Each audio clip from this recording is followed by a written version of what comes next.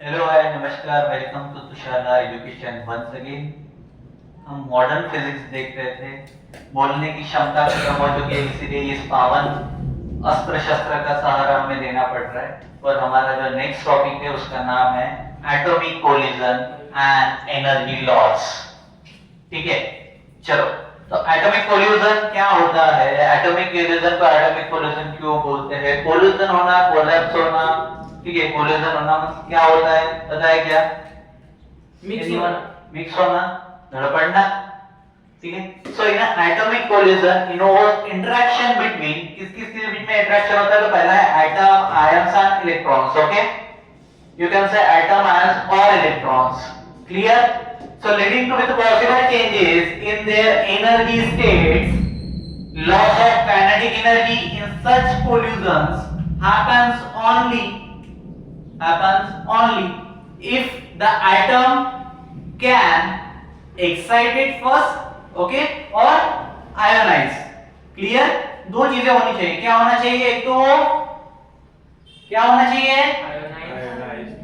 Excite होना चाहिए या फिर आयोनाइज होना चाहिए। क्लियर? ये दो चीजें होगी तो ही क्या होगा?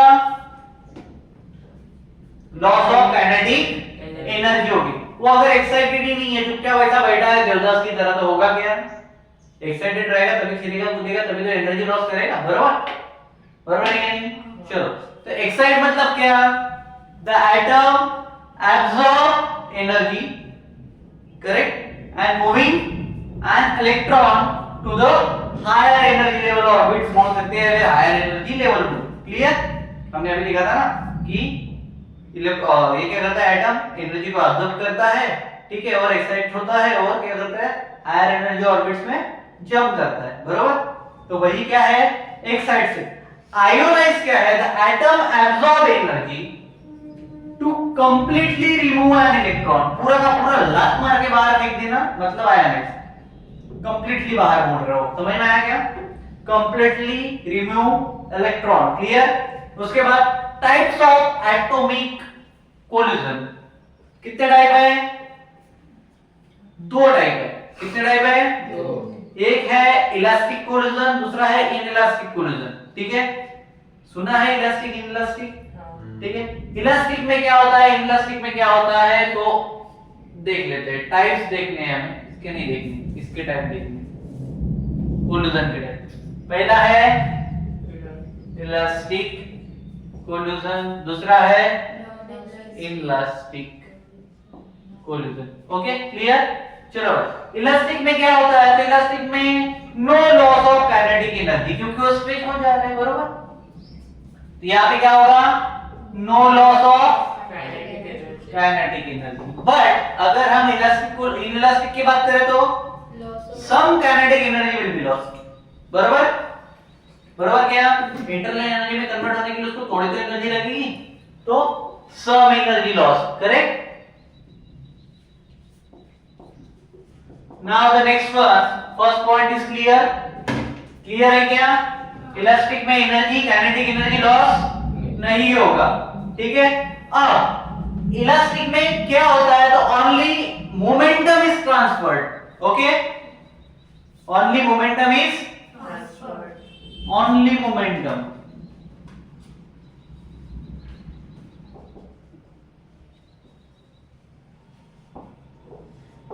जेई के लिए इतना इंपॉर्टेंट नहीं है, बट बोर्ड के लिए है। ठीक है, जेई में ज्यादा पूछता नहीं इसके ऊपर। ठीक है, इधर क्या होता है? Energy can be used for excitation and ionization. जो ये दो टॉपिक है, ये किसके है? इसके इनइलास्टिक के। ठीक है, क्लियर? चलो, नाउ अगर इलास्टिक कोलिजन की अगर हम बात करें तो collision between noble gas atoms बोल सकते हैं। नोबल गैस एटम का है कौन से periodic table? Noble gas element कौन से रहते हैं? कौन सा ग्रुप है? बताओ मेरे को जल्दी, पट से बताओ, जल्दी बताओ, पट से बताओ। Carbon dioxide noble gas element है। हाइड्रोजन, जल्दी बोल। हाँ हाइड्रोजन नहीं, लास्ट ग्रुप कौन सा रहता है? एटी। हाँ, अबे नोबल गैस एलिमेंट कहाँ रहते हैं पीरियोडिक टेबल में? जिंक ग्रुप नंबर 17 अबे 18 ग्रुप होता है लास्ट, 17 नहीं होता है। कितनी बार बुला रहे तुम लोगों को ग्रुप पीरियोडिक टेबल याद करो, पीरियोडिक टेबल याद करो, कितनी बार बोला है?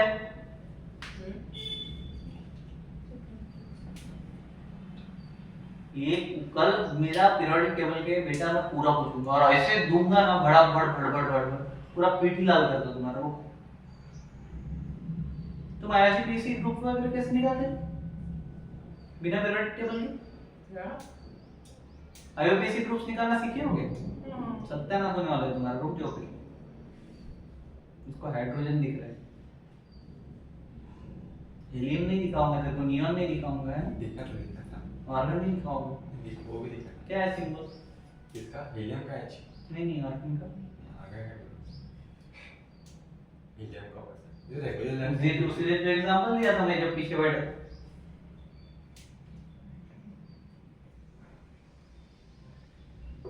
क्या चालू था आपने? तू खाता लगा बेटा, खाऊंगा। उसके बाद इनलेस्टिक का एग्जांपल क्या है? कमेंट बॉक्स में टाइम स्टैम्प के साथ में डाल देना इसके एग्जांपल। चलो फिनिश, ये वाला हो गया एटॉमिक कोलिजन। उसके बाद हमें देखना है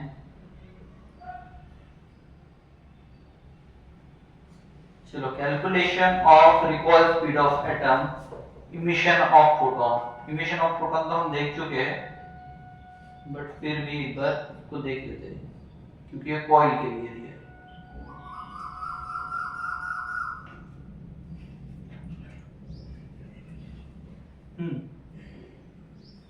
टाइम मिला तो बहुत चलो चलो। So our next topic is calculation of recoil speed of atom on emission of photons. So when a hydrogen atom emits a photon, कौन photon emit करता है? हाइड्रोजन एटम, इतना तो पता होगा। Hydrogen atom emits a photon, it experiences a recoil due to the conversion या फिर conversation या फिर conservation, due to conservation of momentum। conservation of momentum को ऑलरेडी पढ़ चुके हैं, पढ़े हो, लिखा है, देखता हूँ कल में सब नोट्स। लेट्स डिराइव द, क्या डिराइव करना है? Recall velocity step by step. क्या करना है? रिकॉल की velocity step by step derive करना है। तो first thing, understanding the process. Hydrogen atom initially excited state में रहता है या नॉन एक्साइटेड स्टेट में रहता है? चलो, it emits the photons of wavelength lambda, बराबर, causing the atom to recoil the opposite direction. The recoil speed of the atom is determined using the principles of the momentum conservation and the energy conservation. Clear? ये हो गया theoretical part. अब mathematical part अगर देखना है तो using the momentum of conservation, we need to पहले हटाएंगे this la la la la la la।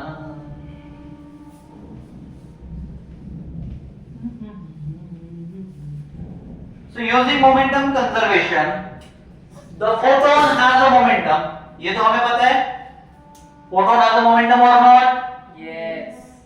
Which momentum? h upon lambda dash, बराबर। So the atom recoils with the velocity v, so its momentum is क्या हो जाएगा? p photon equal to mv mass into velocity in the case of velocity and momentum only. Okay, so by the momentum conservation mv is equal to क्या हो जाएगा? अगर p की जगह पे mv आ गया मतलब mv is equal to, ठीक है, क्लियर? क्या अब हमें तो सिर्फ v चाहिए, कुछ क्या चाहिए? वेलोसिटी। तो ये क्या हो जाएगा बताओ? h upon lambda m, h upon lambda या फिर m lambda dash, बराबर। So using the energy conservation, third step, okay, using, यहाँ पे लिखो, using एनर्जी कंजर्वेशन, इसको क्या बोला था हमने? Using energy conservation. कंजर्वेशन नहीं, यूजिंग मोमेंटम कंजर्वेशन। क्या बोला था? Using momentum conservation.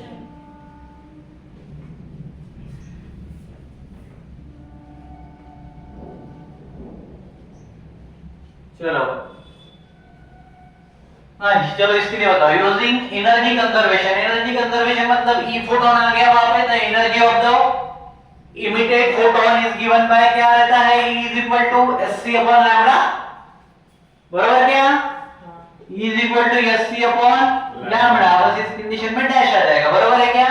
अब ये एनर्जी किसकी है? फोटोन की है। किसकी है? Photon.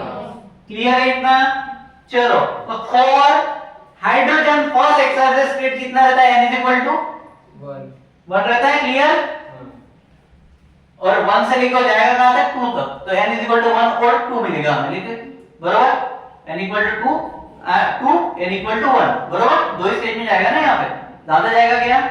So the energy of the emitted photon क्या आ जाएगा? E photon is equal to 10.2, right?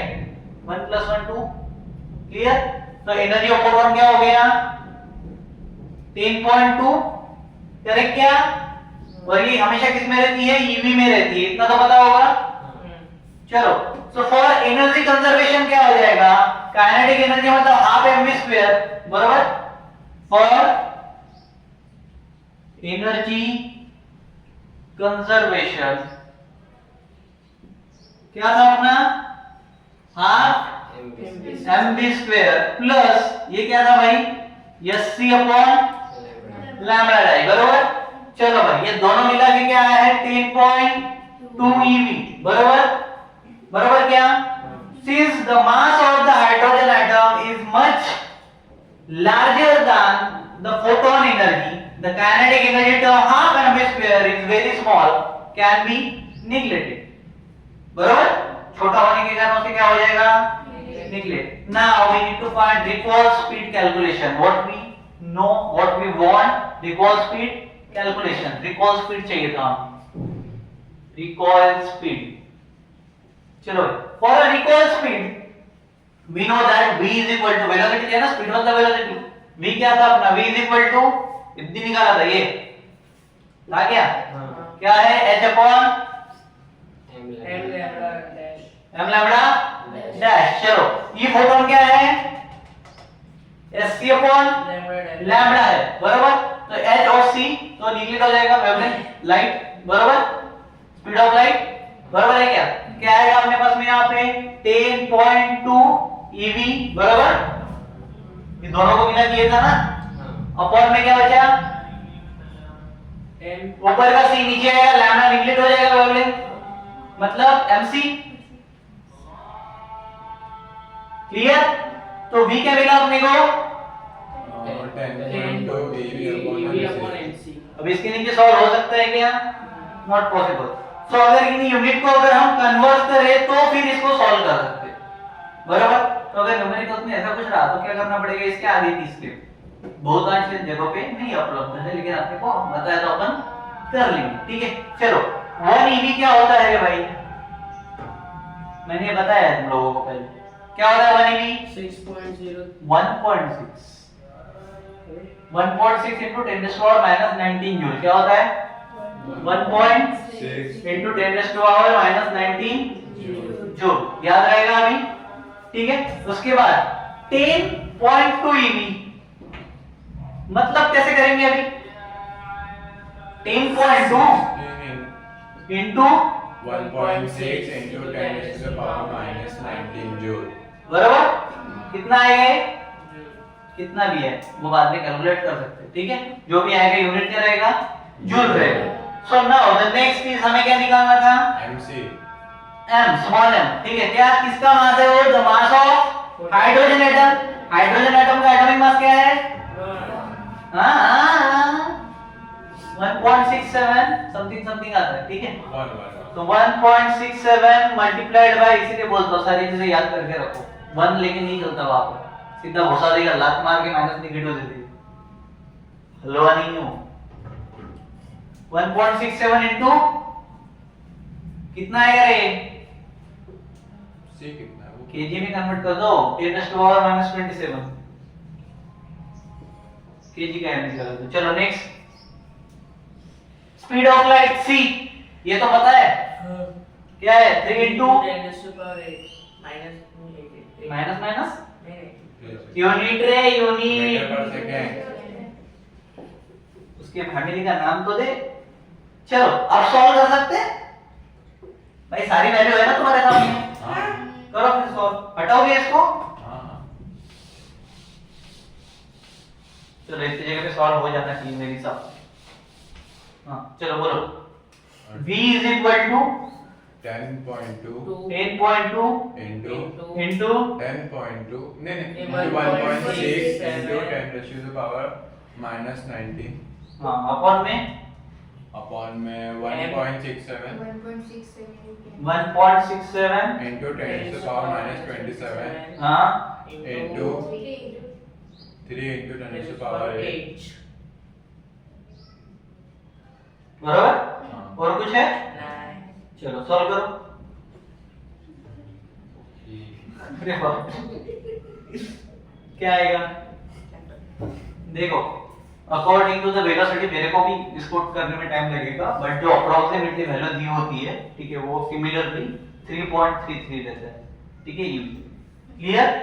Sorry metre पर सेकंड, कहां भाई, कहां से ये भी वेलोसिटी निकालना है, ठीक है। कितना रहता है? 3.333 ऐसा बोलते हैं, ठीक है, बट बी अप्रोक्सीमेट वैल्यू हम कंसीडर करेंगे 3.3, क्योंकि वो कैलकुलेशन मैं भी करूंगा ना, थोड़ा सा टाइम तो लगेगा, बराबर। 3.3 ही बोलो तुम, 3 भी मत बोलो, 3 का सीरीज है। क्लियर? बराबर क्या? Yes, sir. चलो तो यहाँ पे ये वाला भी एंड हुआ। उसके बाद हमें देखना है, अरे राम बाप रे,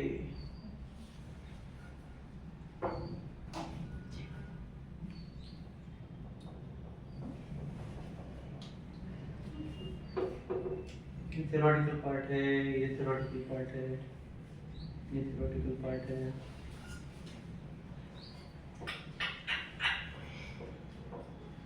पॉज करो।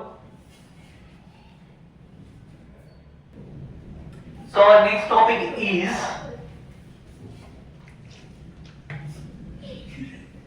X-ray. Which ray? चलो भाई, किसने डिस्कवर किया था कोई बता सकता है? जो बताएगा वो एक मिनट में बोला। चलो फिर से, किसने डिस्कवर किया था x-ray? Sir doctor x-ray Wilhelm करके नाम था, ठीक है। रोइंटजेन समथिंग 1895 में किया था, इतना मेरे को जितना पता है उतना पता है, ठीक है। रोइंटेंजिया ऐसा कुछ तो भी नाम था साइंटिस्ट का, ठीक है। यहाँ पे लिया हुआ नहीं है। एक्सरे रे, रे की बात कर रहा है, एक्सरे मशीन की बात नहीं कर रहा। तो एक्सरे डिस्कवरी हुई थी, ठीक है, जिनकी तरफ से जो मैंने बता दिया। तो उसने क्या नोटिस किया था? तो he notice the unknown radiation that could pass through cue materials and the cast shadow of the solid objects, ठीक है। अब प्रॉपर्टीज क्या क्या थी एक्सरे में से? कैसा कैसा कैसा कैसा पता चला? तो पता ऐसे चला कि इलेक्ट्रोमैग्नेटिक वेव्स फर्स्ट थी, ठीक है। कौन सी wave? So X-ray are part of electromagnetic spectrum. First thing is clear. X-ray क्या है? इलेक्ट्रोमैग्नेटिक स्पेक्ट्रम का पार्ट है, with a wavelength ranging from 0.1 angstrom to 10 angstrom. कहां से कहां तक रेंज है एक्सरे का? 0.1 एंगस्ट्रॉम to 10 रेंज पता चल गया? Now they travel at the speed of light. Speed of light कितना होता है भाई? 3 into 10 to the power 8 3 into 10 raised to power 8 metre पर पर सेकेंड। क्लियर हुआ? किसमें? इन वैक्यूम, ठीक है। Clear? Now the high energy की अगर बात करें तो x-ray photons carry energy around 1000 times more than the photons, 1000 times more than the visible light. इतनी एनर्जी उसके पास होती है, मतलब तुम जो लाइट देख रहे हो, जो विजिबल लाइट है, उससे 1000 टाइम ज्यादा होती है किसके पास? एक्सरे के पास, ठीक है? उतनी वो कैरी कर सकता है, ठीक है? समझ में आया? Okay, so they can penetrate most materials, making them useful for medical imaging and industrial application. इसलिए तुम्हारी हड्डी टूटी तो ये हमारा या फिर एक्सरे, बराबर? तो उसमें वो दिखाई पड़ता है क्योंकि 1000 टाइम्स मोर एनर्जी वो भाई कैरी कर सकता है। समझ में आया? चलो, हाँ, उसका आयनाइजेशन रेडिएशन की अगर बात करें तो due to their high energy x-ray can ionise the atom potentially damaging living tissues. इसलिए हमारे बॉडी का भी एक्सरे निकाला जाता है। लिविंग टिश्यू डैमेज हुए है, क्या हुआ है, क्या चीज हुआ है, समझ में आया? समझा गया? गामा रे क्यों नहीं निकालता, हमारा एक्सरे क्यों निकाला जाता है, समझ में आया अभी? समझा गया? Because the x-ray have shorter wavelength than UV rays, मतलब अल्ट्रावायलेट, बराबर? अल्ट्रावायलेट रेज से क्या होता है? शॉर्टर होता है wavelength, but longer than the gamma rays. Longer than किससे रहता है? गामा रेज से लॉन्गर रहेगा, ठीक है? क्लियर है? Now the second one is the frequency. अगर हम फ्रीक्वेंसी की बात करें, then the frequency increases from the radio waves to the gamma rays. First thing, as I told you, as I written here, radio waves first, okay? Clear? Clear? Yes or no? Yes. Is greater than the microwaves. Greater than? Microwave. Is greater than. Microwaves is greater than infrared. Infrared is greater than visible light. Okay, चलते रहेगा। किससे रहेगा? Visible light से greater रहेगा। लेकिन visible light किससे greater रहेगा? Ultraviolet, मतलब यूवी रेज से। क्या रहेगा? इधर लिख दो वापस से विजिबल, V डॉट L लिख दो, ठीक है? Is greater than UV, correct? And UV क्या रहेगा? क्या रहेगा? बोलो। X-ray, okay, x-ray, then gamma rays, ठीक है? अब जितने भी ग्रेटर के साइन है उसको ग्रेटर हटा दो, एरो दे दो। कुछ समझ में आया क्या? ऐसा वो वेव ट्रैवल करता है, पहले रेडियो वेव, फिर माइक्रोवेव में जाता है, फिर इंफ्रारेड में जाता है, फिर विजिबल लाइट में जाता है, फिर विजिबल लाइट से यूवी में जाता है, फिर एक्सरे में जाता है, फिर गामा। समझ में आया क्या? कैसे इंक्रीज हो रही है फ्रीक्वेंसी? यहां से इधर। क्लियर है? चलो, तो यहाँ पे हमारा एक्सरे भी खत्म होता है। नेक्स्ट क्या है? प्रोडक्शन रिपोर्ट है।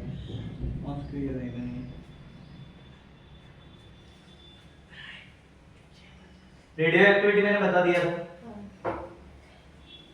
कैलकुलेशन भी बता दिया था, काइनेटिक एनर्जी का, फाइनल्स के लिए एक्सपेरिमेंटल ऑब्जर्वेशन भी बता दिए थे। न्यूक्लियर फोर्स पता है तुम लोगों को? अट्रैक्टिव एंड रिस्पांसिबल फोर्स मतलब न्यूक्लियर फोर्स होता है, थ्योरेटिकल है। Alternate solution with possible. Okay, so यहाँ पे मॉडर्न फिजिक्स चैप्टर एंड होता है, ठीक है? अगला चैप्टर नेक्स्ट वीडियो में देखते हैं। खत्म हो गया तो नेक्स्ट वीडियो इसके साथ नहीं बनाते हैं, नेक्स्ट चैप्टर में वीडियो के साथ में बनाऊंगा, आज ही बनाते हैं, ठीक है? मिलते हैं, बाय।